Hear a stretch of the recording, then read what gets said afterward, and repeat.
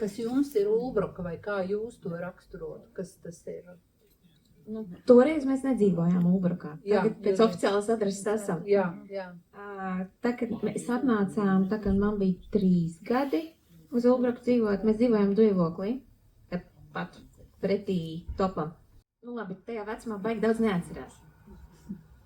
Man bija foršs velosipēds, ko es braukāju apkārt mājai.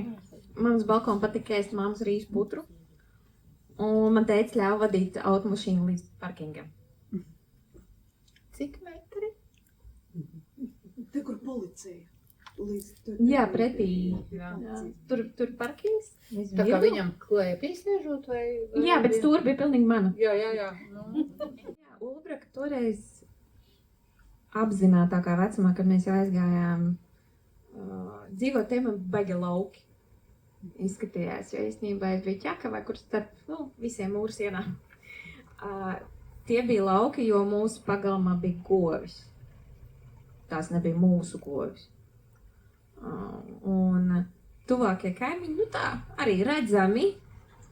Ļoti pieklājīgi attālumā es teiktu. Man tagad pat tuvu kaimiņi, sorry.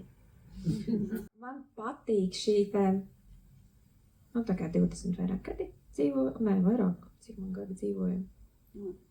Ļoti daudz, nemāku matemātiku vairāk. Ir šita attīstība redzēt, kā tu esi iebraucis, vēl aizvien atceros, aplis nebija, tad ļoti ilgi gaisma nebija, izbraucot arī tur. Nebija celiņa, nebija veikali īsti tāda baigāri. Tas ir baigi forši redzēt. Tomas, pievēršoties jums, mēs runāsim par dabu. Tā iemesla dēļ, ka jums patīk tas, ka ir meži blakus. Un ka tā daba apkārt, ka tā ir svarīga.